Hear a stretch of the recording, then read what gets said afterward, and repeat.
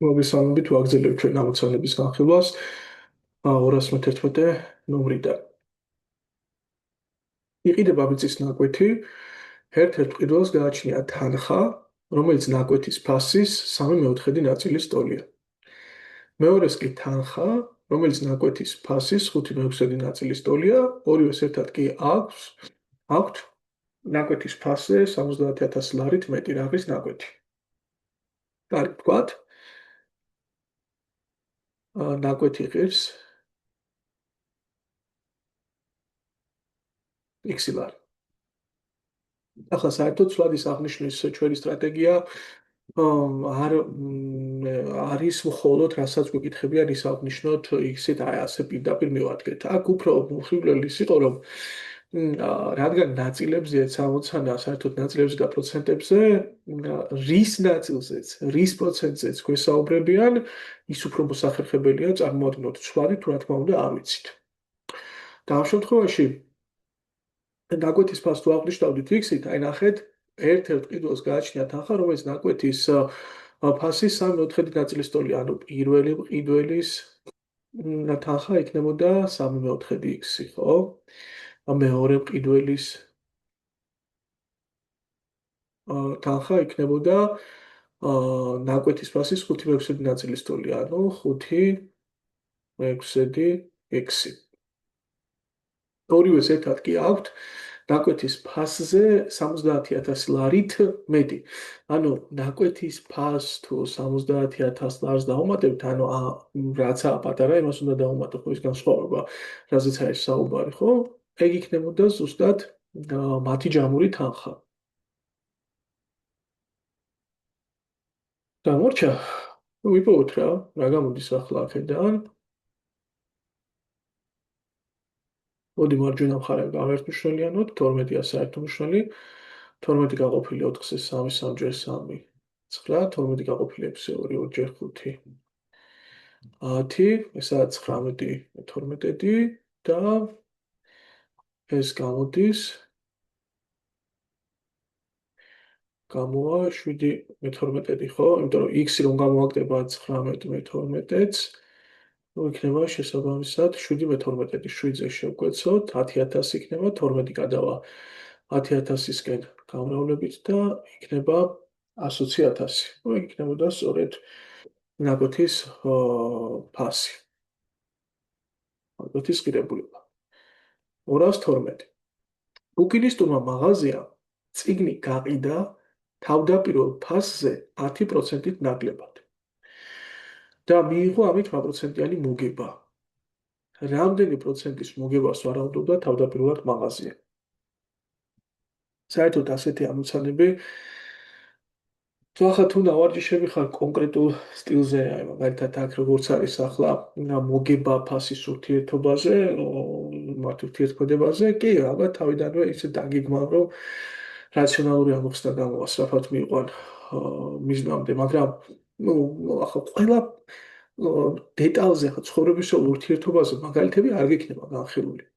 და ცოტა კი პროცენტზეა, რაღაცა პროპორცია, ელემენტარული რაღაცა საბაზო მიდგომები ჭირდება, მაგრამ მაინც მით უმეტეს ახლა თუ სპეციალიზირებული ხარ ცოტა უფრო მძიმე ამოცანების, ალგებრულ, გეომეტრიული ამოცანების ამოხსნაზე, ასეთი ამოცანები უფრო დისკომფორტს იქმნის რა. ახლა პირველ რიგში რა უნდა გახსოვდეს? პირველ რიგში უნდა გახსოვდეს მოგება თვითღირებულების ურთიერთქმედება რა. ეგ აუცილებელია.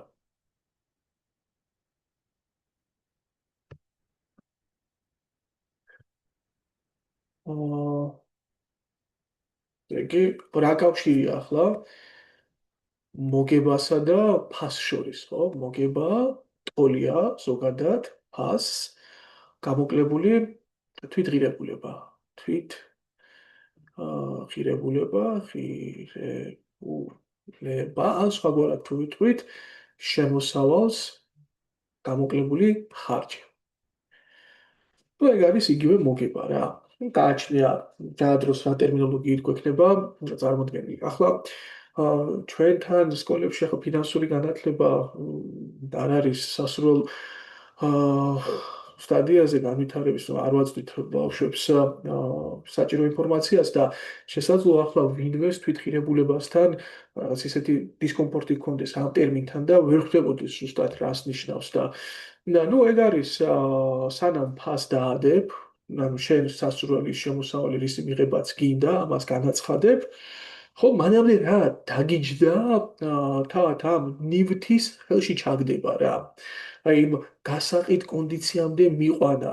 ნუ ამაში შედის მისი თუ მაგალითად იყიდე და უნდა გაყიდო, მისი შეძენა, ჩამოტანა, აი თქვათ დახლთან დგახარ, რაღაცა მაღაზია გაკეთებული, ამ მაღაზიის იჯარის ფასი, ნუ თუ თანამშრომლები ყავს აყვანილი, მათი ხელფასები, ყველაფერი ერთ პროდუქტზე გათვლილი, ანუ რომ მაგალითად 1000 ცალი ქურთუკი თუ ჩამოიტანე და უნდა გაყიდო, მაშინ ყველა ეს ხარჯი უნდა გაანაწილო ამ 1000 ქურთუკზე.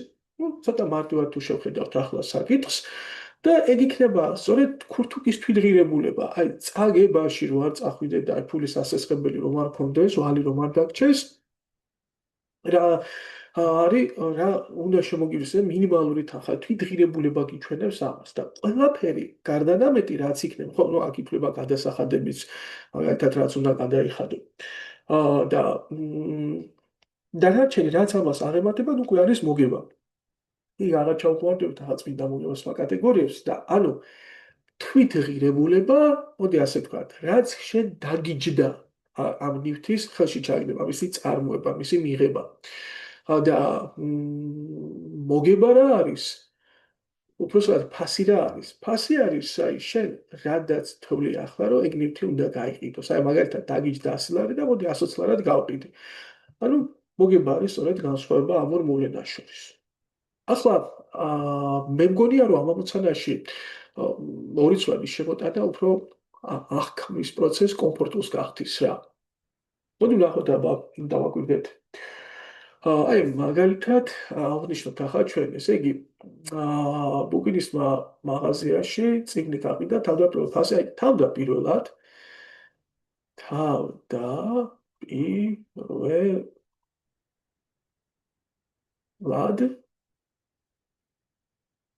ფასი ხო თქვა გათვალისწინებული ქონდა ნუ პ იყოს თავდაპირველი ფასი ნუ მე რა მოხდა მე რადგადა 10%-ით ნაკლებად გაყიდა, ხო? აი თავდაპირველ ფასთან შედარებით. ესე გავყიდია 90 მიასედ პეთ, ხო?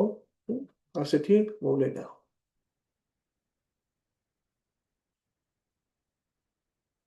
აი ბატონო. და მიიღო ამით 8%-იანი მოგება. რამდენი პროცენტი მოგებას ვარავდოდა თავდაპირველად მაღაზია. აი, მოდი ახლა მოგება რო გამოვსახოთ. მე თვითღირებულებას აღნიშნავ. შეგიძლიათ მოგებაც აღნიშნოთ. პრინციპში ამით 8%-იანი მოგება მიიღო. არა, მოდი უფრო კაი იქნება, იმიტომ რომ საერთოდ ახლა ჩვენ რო ვამბობთ მოგება არის 8%, ხო? ანუ რას ნიშნავს? რისი 8%? ფასის 8%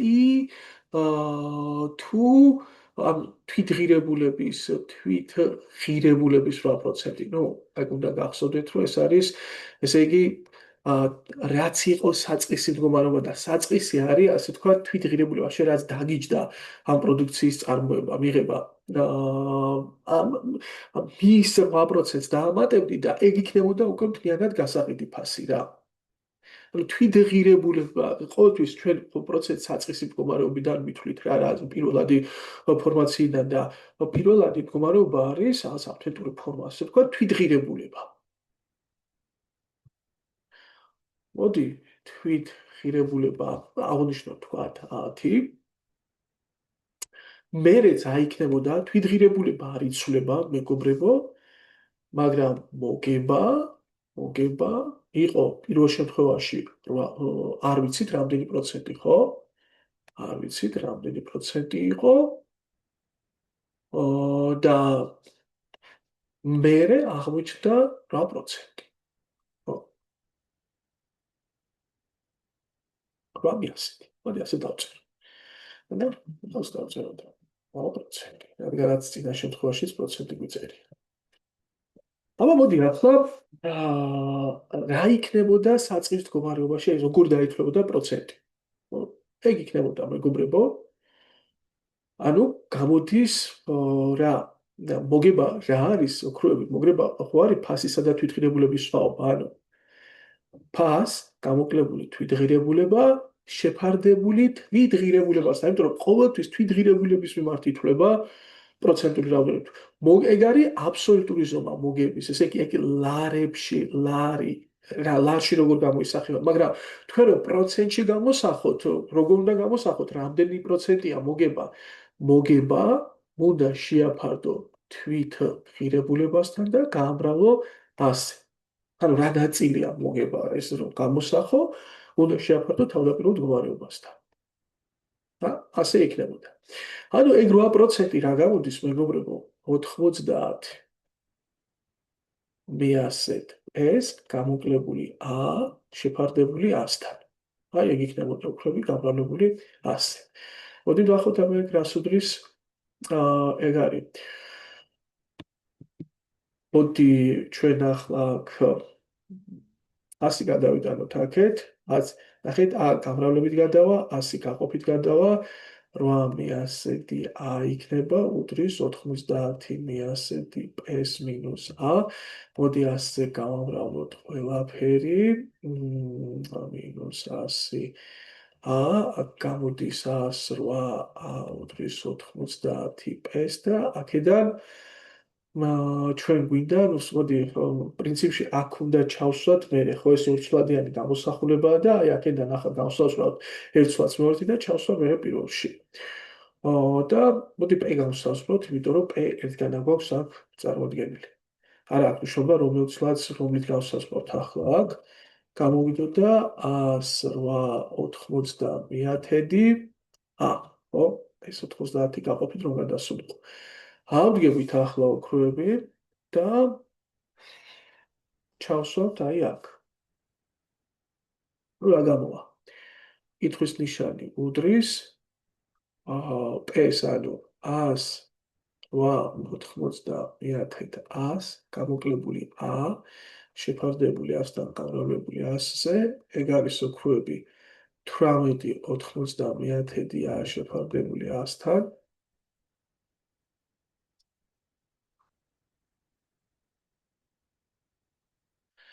გამრავლებული 100-ზე, ასე 1/5 და ეს 5 გამრავლდება 100-ზე, ну 20% გამოდის მეგობრებო.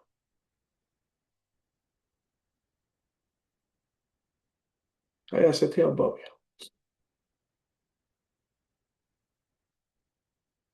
ну ცოტა სხვანაირად შეიძლება ალბათ თავის ამოხსნა, მაგრამ ვიცი, შეიძლება გერთულად ახლა არ არის სხვათა შორის მარტივი ამოცანა.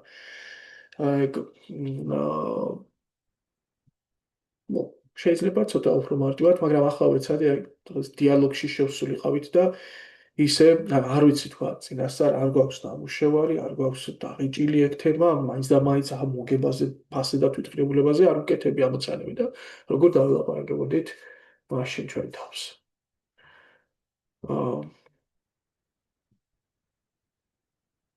მოდი ახლა ჩვენ დავაკვირდეთ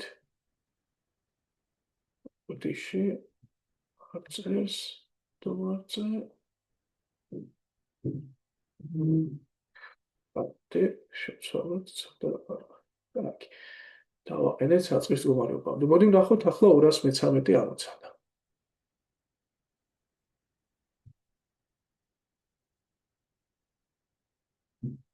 ჭურჭელი წყლისა და სპირტის 50 მl ნარევითაა 50 ლიტრი ნარევითაა სავსე. გვაქვს რაღაცა ჭურჭელი. ასე სავსეა. და 50 ლიტრი არის ეგ. მოდი ქვემოდან დავაწერე ახლა ამას სომას. 50 ლიტრია. ჭურჭლიდან ამოიღეს 10 ლიტრი ნარევი. ხო, 10 ლიტრი.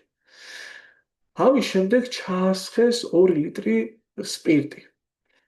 აჰა, ნარევი გადმოასხეს და ჩაამატეს 2 ლიტრი სპირტი. კი ბატონო. დავაწეროთ, რომ ის ნარევია.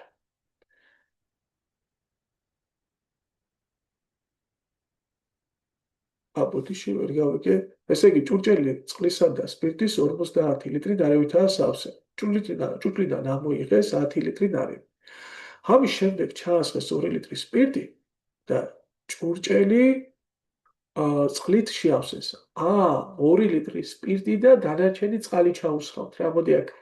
ესე იგი 10 ლიტრი გასაგები, ანუ წყლით შეავსეს, ესე იგი რა დარჩა ახლა რომ დავთვალოთ, აქ 10 ლიტრი თუ გადმოასხი და 2 ლიტრი ჩააბრუნე, კიდევ 8 ლიტრი რჩება ადგილი ცარიელი და ანუ წყალი ჩაუსხამთ 8 ლიტრი. ოკეი. კაი ბატონო. რამდენი პროცენტი სპირტია ჭურჭელში, თუ თავიდან სპირტის შემცველობა 10% იყო? ანუ ახლა ჩვენ გვაინტერესებს ახლანდელი მდგომარეობით ჭურჭელში რამდენი სპირტია, მოდი აგერა სპირტი რამდენი პროცენტია, კითხვის ნიშანი დავსვათ, არ ვიცით. ახლოს გამოგვიდა მიწერილი ასე. თუ თავიდან ვიცით, რომ სპირტი იყო 10%, ხო? სპირტი 10%-იანი ხსნარი იყო მოცემული. მეგობრებო, ახლა თქვენ რომ დავთვალოთ საბოლოო ნარევში სპირტი რამდენი პროცენტია, ეს კითხვის ნიშანი რომ გაიგოთ, რა უნდა იცოდეთ? უნდა იცოდეთ სპირტის რაოდენობა, შეფარდებული მთლიან რაოდენობასთან, მთლიანი რაოდენობა ხო არ შეცვლილა, ისევ 50 ლიტრია და გამრავლებული 100. ან ძალიან ისე შინაარსიანად ვლაპარაკოთ რა.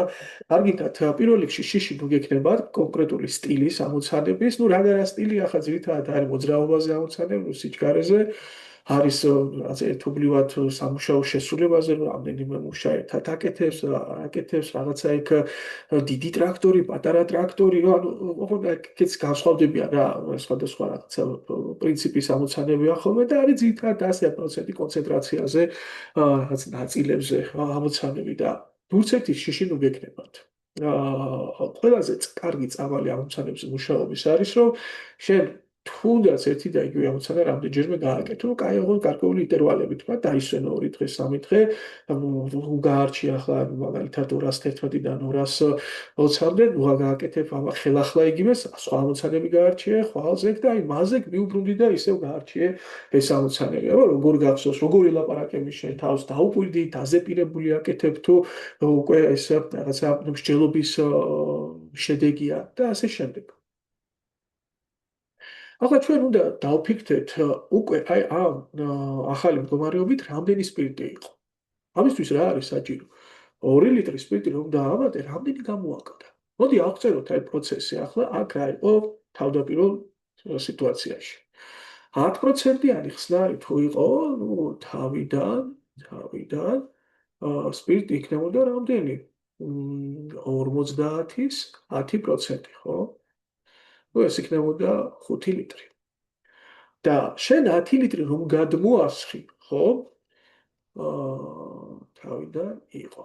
გადაასხეს ამ 10 ლიტრში ხო სპირტიც იყო და იგულისხმება რომ ახლა კარგად გაჯერებული, გაზავებული და შენ ერთი კოვზი სამხსნარის ნარევის რომ აიღო, მაშინ ზუსტად იგივე რაოდენობის სპირტი პროცენტული სპირტი იქნება, რამდენიც არის მთლიანად ჭურჭელში და გადაასხეს სპირტი რამდენი? 10 ლიტრის 10%. ამ 10 ლიტრში ამ გადასმულში იქნებოდა 10% სპირტი. რამდენი გამოვიდა ეგ? 1 ლიტრი, ხო? 1 ლიტრი. ანუ გამოდის რომ დარჩა სპირტი. დავწეროთ ახლა 4 ლიტრი 4 ლიტრი და კიდევ 2 ლიტრი თუ დაამატეს, ანუ აქ რამდენი სპირტი გამოდის? აქ გამოდის 6 ლიტრი სპირტი, ხო? 2 ლიტრი დაამატეს. მაშინ სადამე მეგობრებო? გამოგივა ჩვენ აქ დავთვალოთ ახლა, რამდენი პროცენტი იქნება 6 ლიტრი შეფარდებული 50-თან და გამრავლებული 100%-ზე, ხო? ნუ ეგ არის გვეცებორი და გამოვიდა 12%. ასეთი ამბებია. ეს იქნებოდა პასუხი. რაც ცოტა წითელი ფერი ძიმედ მიდის და მოდი თეთრი ფერით აღნიშნავ. 214. ქარხანას გეგმით გარკვეული რაოდენობის გამათბობლები უნდა გამოეშვე. 5 დღის მუშაობის შემდეგ მას გამოსაშვები დარჩა 420 გამათბობელი. ან მოკლედ რა ხდება ახლა? ნახეთ, აქ ალბათ მე კიდევ იქნება ვადა დაჩვენები და რამდენი გამათბობელი გამოუშვა, ხოლო კიდევ 10 დღის მუშაობის შემდეგ 120 გამათბობელი ხო გასაგებია. რამდენ დღეში შეასრულებს ქარხანა გეგმას, თუ დღეში ერთი და იგივე რაოდენობის გამათბობელს უშვებს. კარგი ბატონო. ახლა რა აღნიშნოთ, რასაც გვეკითხებიან, რამდენ დღეში შეასრულებს ქარხანა გეგმა. აი თქვათ, კაი, თქვათ გეგმა შესასრულებელი ჰქონდა X დღეში. ქარხანა გეგმით გარკვეული რაოდენობის გამათბობელი უნდა გამოეშვა და 5 დღის მუშაობის შემდეგ მაშინ აქ მოდი დღეებს კი არ აღნიშნავთ, თქვათ, მას ჰქონდა შეიძლება ორი ცვლადის დავჭირდეს აქ შემოსატანად, მაგრამ თქვათ X ცალი გამათბობელი. აი, მოდი ასე დავიწყებ. არა მგონი ახლა ვერ მივუყავთ ასე ბოლომდე, თქვათ. სულ X-ი ცალი გამათბობელი უნდა გამოეშვა. გამათბობელი. 5 დღის მუშაობის შემდეგ მას გამოსაშვები დარჩა 420 გამათბობელი. ანუ თუ დარჩა, ესე იგი 5 დღეში რა გაუკეთებია? X-420 ცალი გამათბობელი არ გაუკეთებია? ხო, თუ დარჩა, ესე იგი გააკეთა X-420 გამათბობელი. ხოლო კიდევ 10 დღის მუშაობის შემდეგ 120 გამათბობელი, ანუ დარჩა 120 გამათბობელი, ხო? ასე გავდის და კიდევ 10 დღეში, ანუ დღეში კი არა, ანუ ჯამში 10 დღეშიო კი არა, კიდევ გავიდა 10 დღე. და რა ხდება?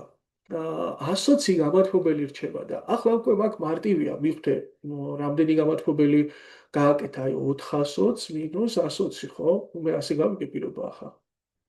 120 გამათბობელი თუ დაარჩა, ანუ იმ 10 დღეში 420 იყო, მაგრამ დარჩენი სანამ ამ 10 დღის ათვლა დაიწყებოდა და მე კიდევ 120 თუ დარჩა, ანუ 420 უნდა გამოვაკლოთ 120 გამოდის 300 გამათბობელი გავუკეთებია 10 დღეში. კითხვა. ჩვენ ვეძებთ დღეში რამდენ გამათბობელს უშვებდა და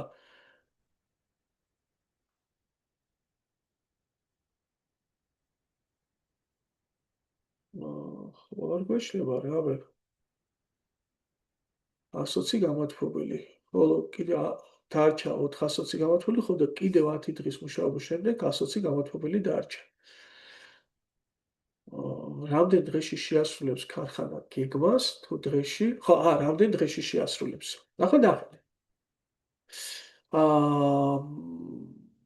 რა ვიცით ახლა აქედან ჩვენ? პროპორცია. ლავაზი გოხდა პროპორცია, ხო? შეესაბამება X-420 და 10 დღეს შეესაბამება 300 გამათბობელი, ხო? რა თქმა უნდა, პირდაპირ პროპორცია, რაც უფრო მეტი დრო გავამით, უფრო მეტი გამათბობელი გაკეთდებოდა. ასე და 5-ჯერ 300. შეგვიძლია ასეც დავწეროთ, ან და შეგვეძლოთ მივხვდარიყავით, რომ პირველი პირობის მიხედვით ერთ დღეში რამდენ გამათბობელს გააკეთებდა X-420 შეფარდებული 5-თან და მეორე პირობის მიხედვით ერთ დღეში რამდენ გამათბობელს გააკეთებდა 300 შეფარდებული 10-თან და ესენი ხო ერთმანეთის ტოლი გამოდის რა? X-420 მე-5-ს გავუტოლებდით 300 მე-10-ს. ნუ აქ ეს გვეცოთ 30-ია, minus 420 არის 150 და 6 გამოდის 420 გამოკლებული 150 500 70.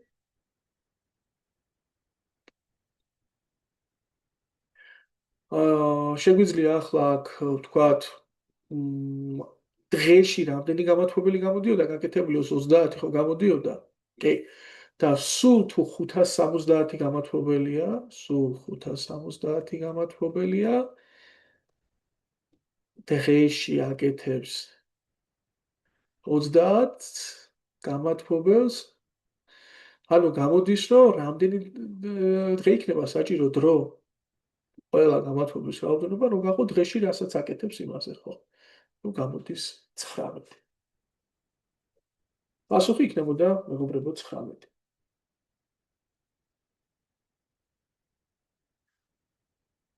მე-15 ამოცანა.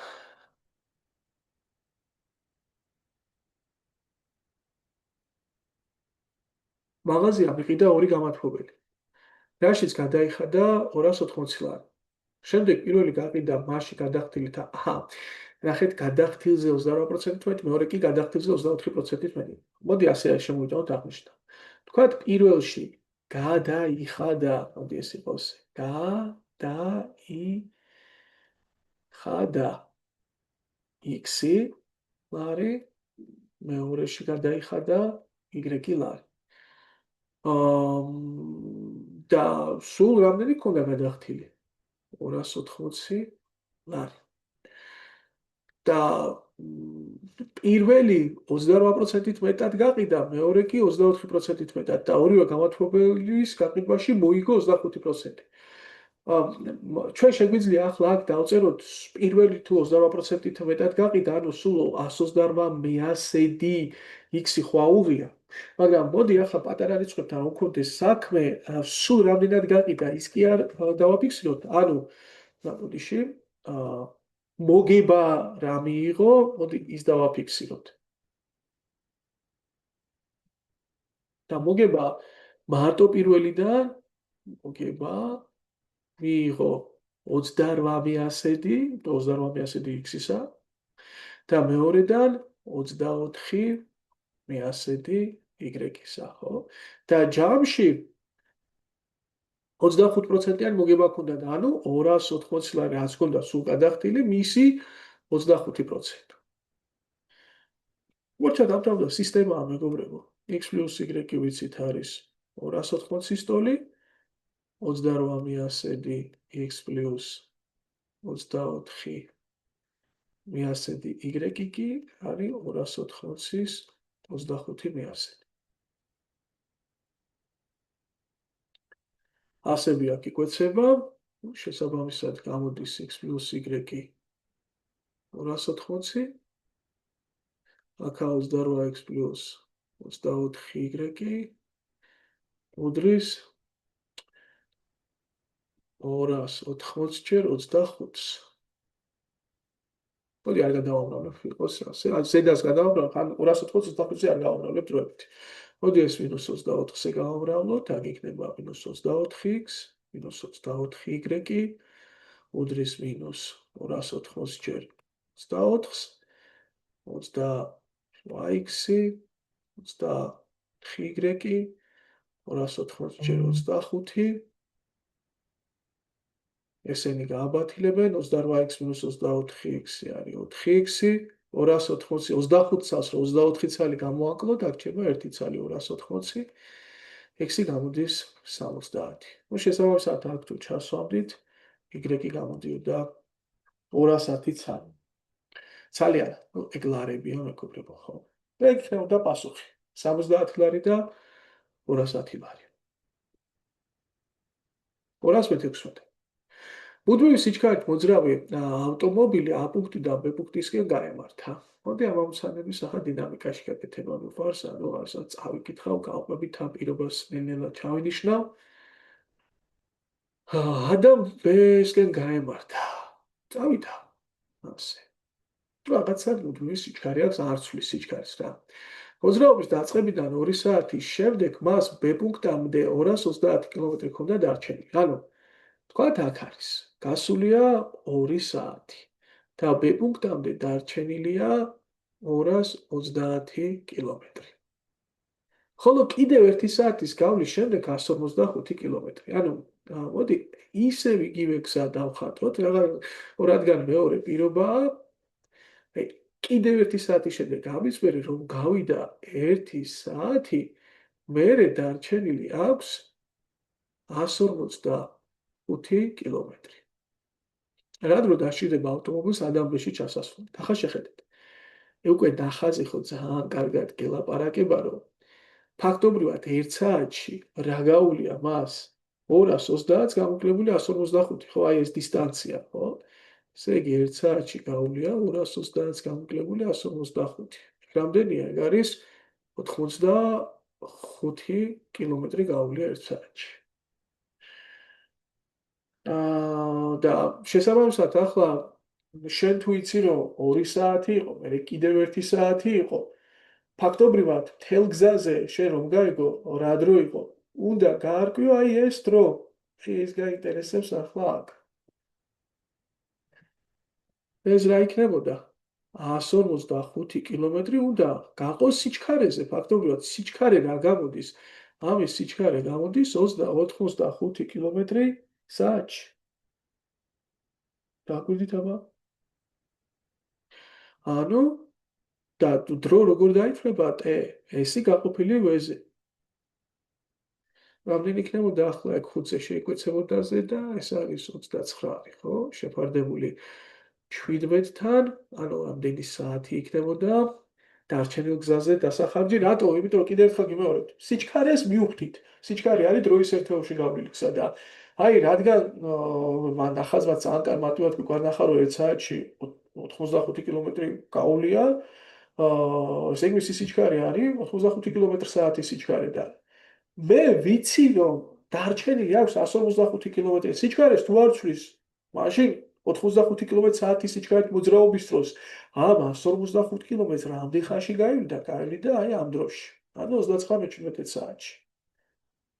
მანამდე სულ 3 საათი იყო გზაში, დარჩენილი აქვს აი ამდენი დრო ის გზა და დაგრობოთ ახლა ეგ. ეგ გამოდის 3-ჯერ 17, ანუ 51 პლუს 29, ასე რომ გავაერთმშველებთ. 80 საათი. კარგი, მოდი ვნახოთ 17 აბა.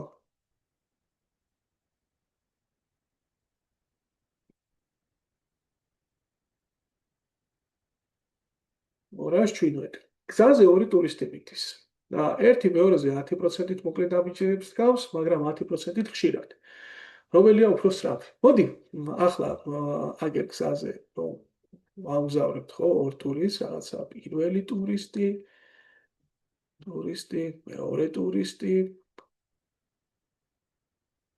ასე ორი კომპონენტი, რაღაცა ორი მომენტია წარმოქმნილი. ერთი სიხშირე ანუ სიჩქარე, ვთქვათ, და მეორე დაბიჯის სიგრძე. და რა თქმა უნდა, გავლილი გზა ამ ორი კომპონენტის ურთიერთქმედებაზეა, ხო? დამოკიდებული. მოდი, შევავიტანოთ ახლა აღნიშვნები. მეორე, ესე იგი, ერთი მეორეზე 10%-ით მოკლე დაბიჯს გავს. ერთი მეორეზე, მეორე ტურის ვთქვათ, ნაბიჯის სიგრძე, მოდი ამით დავწერ. მეორეს ნაბიჯის სიგრძე. ახლა ეგ მეტრი იქნება თუ რაღაცა სანტიმეტრი იქნება, არ აქვს მნიშვნელობას, ხო? არის ვთქვათ x. მაშინ პირველის ნაბიჯის სიგრძე იქნება ნაბიჯის სიგრძე 10%-ით მოკლე ნაბიჯი, ხო? 90 x. მაგრამ 10%-ით ხშირად დგავს ამ ნაბიჯს, ხო? ესე იგი ისევ შედარება არის მეორე ტურისტის სიხშირესთან. მოდი ასე, სიხშირე რა არის? ესე იგი რაღაც დროში რამდენი ნაბიჯს დგავ, ხო? დროის ერთეულში ნაბიჯების რაოდენობა იყოს y. და პირველისთვის ეგ იქნებოდა 110 მიასედი y, ხო? იმიტომ რომ 10%-ით უფრო მეტ ნაბიჯს გავს. ესე იგი, მოკლედ დავწერთ ნაბიჯების რაოდენობა. და პირველს რა ექნებოდა გავლილი? ნუ დრო ორივესთვის ერთნაირად გავიდა, ხო?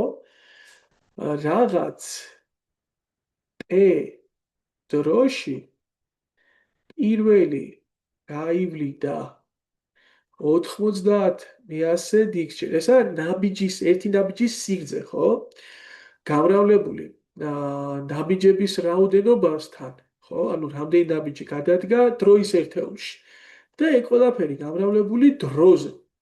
ხო, ანუ ეს დრო ერთ-ერთეულში ამდენ ნაბიჯს გავს და სულ დრო შეგეძლოთ დრო არც აგიღოთ ტ დროში მაგალითად ეგ არის თქვა დროის ერთეულში 1 საათში გადადგმული გავლილი გზა და ტ დროში გავიდა ტჯერ მეც მეორეს შემთხვევაში მეორე გაივლიდა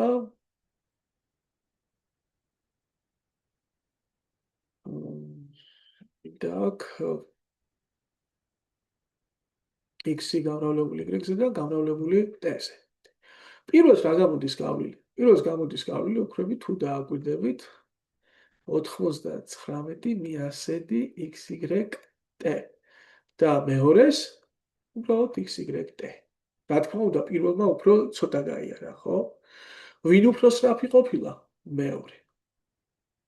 ნუ ასეთი არა, მეტი დასაბუთება რა გვინდა ახლა, პასუხი იქნებოდა მეორე ტურისტი უფრო სწრაფია.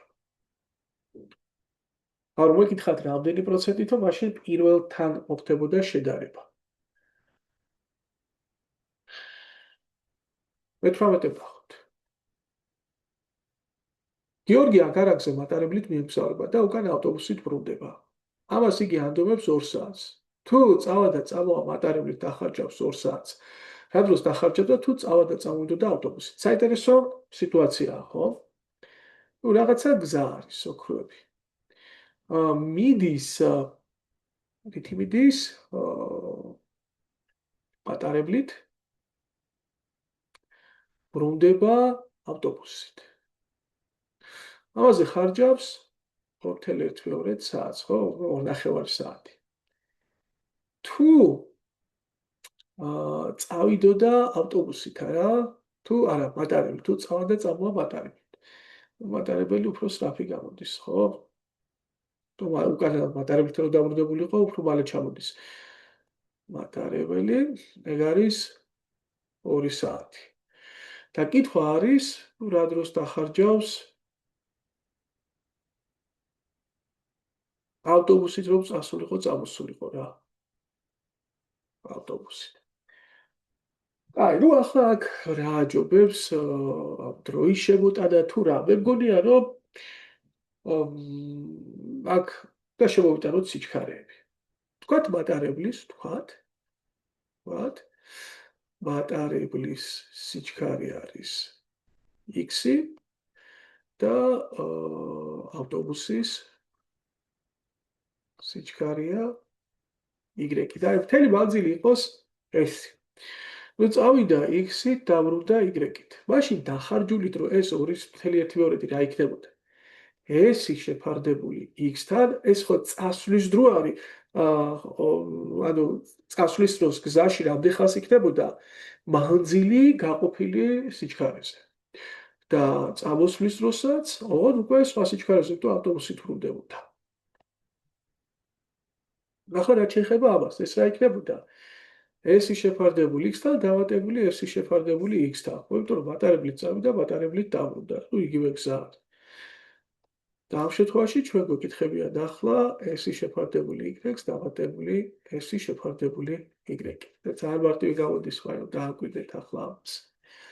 აქედან ეს 2s-ი შეფარდებული x-თან გამოდის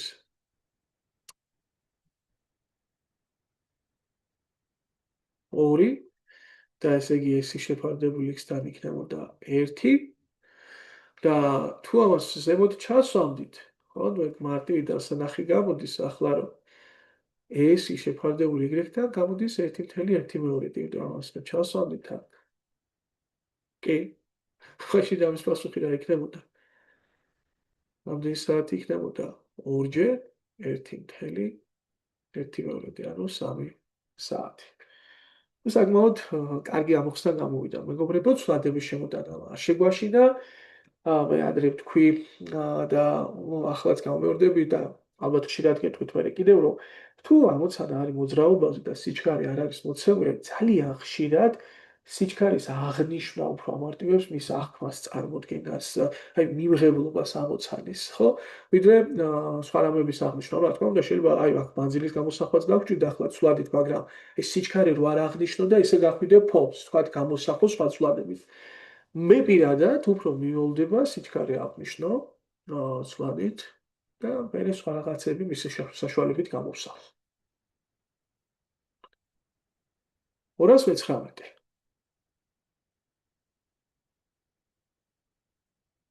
ორი მოტოციკლეტისტი სტარტს იღებს 14 კილომეტრის სიგრძის წრიული ფორმის ტრასის დიამეტრალურად საწინააღმდეგო წერტილებიდან. მოდი ახლა სანამ გავაგზავნე კითხვა, მანამდე აი ვაჩვენოთ რაზეა საუბარი. დიამეტრალურად განსხვავებული, ანუ აგერ რას დიამეტრი ვაიღოთ და ერთი ბოლოდან იღებს სტარტს, მეორე ბოლოდან რა.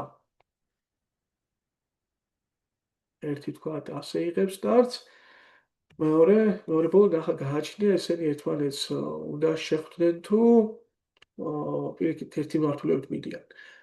დაწევა ხდება თუ შეხვედრა. თუ მთელი წრის სიგრძე 14 კილომეტრია. მთელი გზა არის 14 კილომეტრი.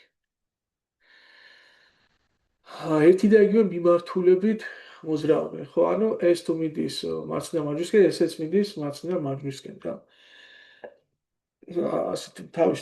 ანუ ერთი მიმართულებით არის, ანუ დაწევაზე იქნება ამოცანა. მოძრაობის დაწყებიდან რამდენიმე წუთის შემდეგ შეხვდებიან ისინი ერთმანეთს. თუ რა მოძრაობის დაწყებიდან რამდენი წუთის შემდეგ შეხვდებიან ისინი ერთმანეთს, თუ ერთი სიჩქარე 21 კმ/სთ მეტია მეორის სიჩქარეზე. მოდი ახლა ნელი იყოს მწვანე, ჩვენ შემთხვევაში ეგ იყოს x კმ/სთ და სწრაფი იყოს x + 21 კმ/სთ, ხო? ასეთი ამბავია. მოკლედ რა ხდება მეგობრებო ახლა აქ? კლასიკური დაწევის ამოცანა. აი რომ წარმოვიდგინოთ ახლა ეს ასე. რა თქმა უნდა, სწრაფი უნდა დაეწიოს ნელს, მაგრამ სიტუაცია რაშია? ერთი წინა, თუ თავისთავად დაწევა თუ ხდება, ერთი წინაა და მწვანე რამდენით წინაა მეგობრებო? თუ მთელი წრის სიგრძე იყო 14 კილომეტრი და ნახევარი დიამეტრალურად მოპირდაპირე მხარეს არის, ანუ ნახევარი წრე არ იქნება მათ შორის განსხვავება, აი ნახევარი წრე. ნახევარი წრე იქნება განსხვავება. ანუ გამოდის რომ თუ სულ 14 კილომეტრია მთელი გზა, 7 კილომეტრით წინ ყოფილა, აი წრფეზე რო წარმოვიდგინოთ მოძრაობა, ახლა 7 კილომეტრით წინ ყოფილა ეგ ჩვენი ნელი მოტოციკლეტისტი რა. თქვათ დაწევა შედგა აქ. ანუ ფაქტობრივად რა ხდება მეგობრებო?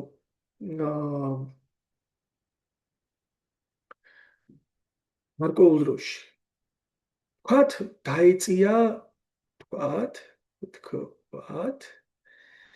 დაეწია ესაჩი პირველი ნელი გაივლიდა აი ამ გზას, ხო? ეს იქნებოდა ასე ვთქვათ xt კილომეტრი, ხო? და სწრაფი რას იზამდა? x + 21 ჯერ აი ეგეთი ამბავი იქნებოდა მეგობრებო, ხო? ასე. მოდი დავწეროთ მაშინ განტოლება 7 დამატებული xt იქნებოდა x + 21 ჯერ t. მოდი გავხსნათ ჩხილი x-ს + 21t x-ები პათილდება 21t უდრის 7 და აქედან t უდრის 7/21-ს, ანუ 1/13 საათს. რა გეკითხებოდნენ? მოძრაობის დაწყებიდან რამდენი წუთში შეხვდებიან ისინი ერთმანეთსთან? ნუ 1-13 საათი არის 20 წუთი, მეგობრებო და რადგან წუთებში გეკითხებოდნენ პასუხს, პასუხი იქნებოდა 20 წუთი.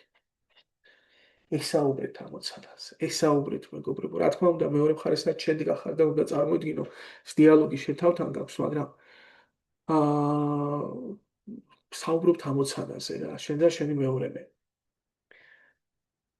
220. აბა მოდი ნახოთ. ორი ველოსიპედისტი ერთდროულად გამოდის ადაბე პუნქტებიდან ერთმანეთის შესახვედრად, რომელთა შორის მანძილი 42 კილომეტრია.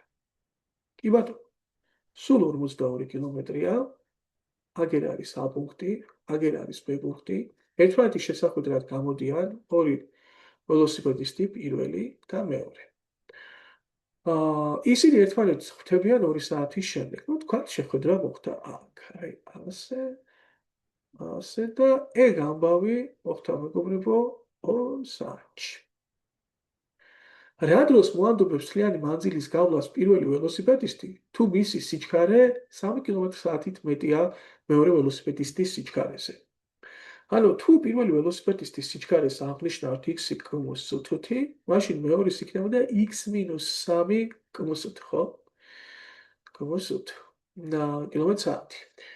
პირველის არის 13, არა, არ დამარცხეს გავლას პირველს თუ მისი სიჩქარე 3 კმ/სთ-ით მეტია. ახლა კითხვა რაში მდგომარეობს, მეგობრებო? მთელი გზის გავლას, რომ პირველი რა დროში გაივლის მთელ გზას. აი, რასაც მეკითხებოდნენ, ის კი არ აღნიშნე x-ით. ხო გეკითხავთ, აი, სიჩქარეს დავადექი პირდაპირ რა. მოდი ახლა არ ვიტეხავ თავს აქ. და რაღაცა არ დავიძაბა თავს იმ კუთხით, რომ აი, როგორ დავთვალოთ, რა სტრატეგია ავაწყო ახლა რომ აი გვიპოვო. რაც ჩანს ლანგარზე, რაც არის მორთმეული, მოდი მას დავთვლი. 2 საათი თუ გავიდა შეხვედრამდე მოძრაობის დაწყებიდან. პირველიც 2 საათი იქნებოდა და მეორეც 2 საათი, ხო? პირველი 2 საათში გავიდა 2-ჯერ x კილომეტრს, მეორე 2 საათში გავიდა 2-ჯერ x-3 კილომეტრს და მეგობრებო, ეგ ჯამში 42 კილომეტრი არ არის? ანუ 2x დამატებული 2-ჯერ x-3 42-ია. თუ ამას კარგად გამოვცეთ, ეგაა 4x-6, 4x უდრის 48-ს და x უდრის 12-ს. ანუ ვიცით ჩვენ უკვე პირველი სიჩქარე. და შესაბამისად რა დროში გავიდა მთელ გზას ვერ გავარკვევ? მთელი გზა, ანუ რა იქნება ესი შეფარდებული ვესთან და ანუ მთელი გზა 42 უნდა გავყოთ მეგობრებო 12-ზე. ეს 3-ზე იკვეცება, აქ გამოდის 14, აქ გამოდის ესეც 3-ზე რო შეგვიცოთ 4, 6-ეც იყოფოდა ხო? 7, 2 და გამოვიდა 3.5, ანუ 3.1. ამდენ საათში ამდენ საათს მომდებოდა პირველი მთელი გზის გავლას. კარგი, მოდი ახლა აქ დროებით შევწყვეტოთ და 221 ნომრიდან დაგიბრუნდებით ამოცანების განხილვას.